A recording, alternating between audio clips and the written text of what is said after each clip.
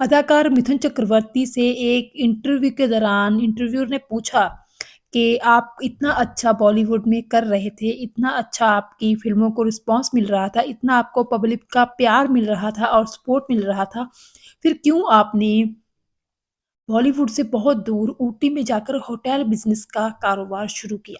आपको इस चीज़ की ज़रूरत क्या थी?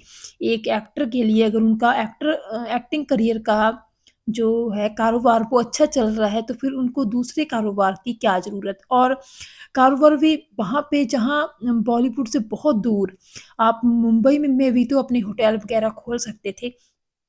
तो इस पर मिथुन चक्रवर्ती ने एक बहुत ही निराला-सा जवाब दिया। उनका कहना था कि फ़िल्म इंडस्ट्री उनको हमेशा से ही आउटसाइडर मानती रही है और फ़िल्म इंडस्ट्री किसी की भी सगी नहीं है। उन्होंने बताया कि जैसे-तैसे करके वो कमर्शियली हिट तो हो गए, उनकी फ़िल्में सफल होती रही हैं, लेकिन उनको ये आज तक भी समझने में बहुत मुश्किल होती है कि फ़िल्म इंडस्ट्री का वो हिस्सा तो बन गए, लेकिन फ़िल्म इंडस्ट्री वाले लोग जो हैं, उनको आज भी आउटसाइडर ही मानते हैं।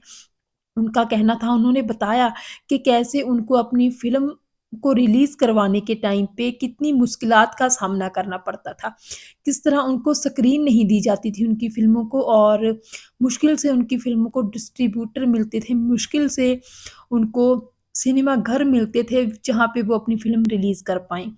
तो बहुत सारी मुश्किलात, बहुत सारी दिक्कतों का सामना करना पड़ता था उनको अपनी फ़िल्म को रिलीज़ करवाने के लिए। जैसे-तैसे करके वो रिलीज़ करवाते थे अपनी फ़िल्मों को, लेकिन वो पब्लिक का प्यार था कि जब एक बार उनकी फ़िल्म किसी एक सिनेमाघर में लग जाती थी, तो उसके बाद लोग उनको देखने के लिए उमड़-उमड़ आते थे। फिर वो देखा-देखी के कारण जो थे डिस्ट्रीब्यूटर, उनको उनकी फ़िल्में और सिनेमाघरों में रिलीज़ करनी पड़ती थी, वरना फ़िल्म इंडस्ट्री के लोगों ने उनकी बिल्कुल भी सपोर्ट नहीं की थी, बिल्कुल भी उनको ये एहसास नहीं करवाया था कि ये भी हमारी तरह ही काम करने वाला एक एक्टर है, जिसमें मेहनत करने की भावना है।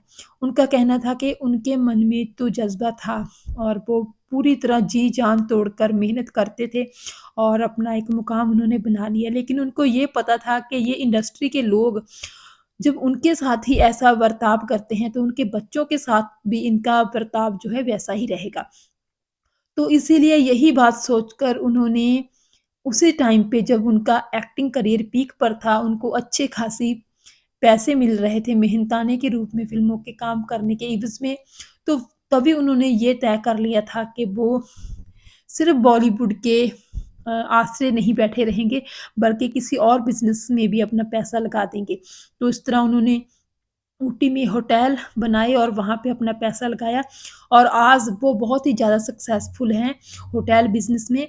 आज उनका जो खुद का ही नहीं बल्कि उनके बच्चों का भी फ्यूचर है जो, वो सेफ है। तो इस तरह उनका कहना था कि उनको इस बात का इल्म था इसीलिए उन्होंने ये सब किया क्योंकि वो खुद तो ये सब झेल गए, ये सब मुश्किलात जो उन्होंने देखी, लेकिन उनको इस बात का एहसास था कि उनके बच्चे ये सब मुश्किलें नहीं झेल पाएँगे। तो इसीलिए उनका यही मानना था, यही सोचना था कि अगर उनके बच्चों को फ़िल्मों में सफलता मिली, तो ठीक है, वरना होटल बिज़नेस तो उनका कारोबार होगा ही, उसमें तो वो कर ही सकते हैं कुछ न कुछ क्योंकि वो खुद का उनका अपना कारोबार होगा। तो ये बात उन्होंने इस संदर्भ में कही कि जब उनके बेटे नमाशी चक्रवर्ती की फ़िल्म रिलीज़ की जानी थी, तब भी बॉलीवुड की तरफ से उनको कोई ज़्यादा सपोर्ट नहीं किया गया। हालाँकि राजकुमार संतोषी जैसे बड़े फ़िल्म डायरेक्टर ने ये फ़िल्म बनाई थी, लेकिन फिर भी मिथुन चक्रवर्ती का बेटा होने के नाते नवाशी को भी ज़्यादा अहमियत नहीं दी गई। हालाँकि अगर वरुण धवन की कुली नंबर 1 जैसी रीमेक पर आधारित फ़िल्म बनाने के बाद उस फ़िल्म को पब्लिसिटी और प्रमोशन की बात करनी हो, तो पूरा बॉलीवुड उमड़ जाएगा क्योंकि उसको बॉलीवुड का बच्चा कहते हैं। अर्जुन कपूर की फ़िल्म हो, आमिर खान के बेटे की फ़िल्म हो, हर कोई जो है स्टार किड्स को अहमियत देता है और उनको ही प्रमोट करता है क्योंकि वो बॉलीवुड के बच्चे हैं। तो यही कारण बताया था मिथुन चक्रवर्ती ने कि उन्होंने होटल बिज़नेस खोले ताकि वो बॉलीवुड के आसरे पर ना रहें और ना ही उनके बेटों को बॉलीवुड में काम माँगने की जो है ज़रूरत पड़े।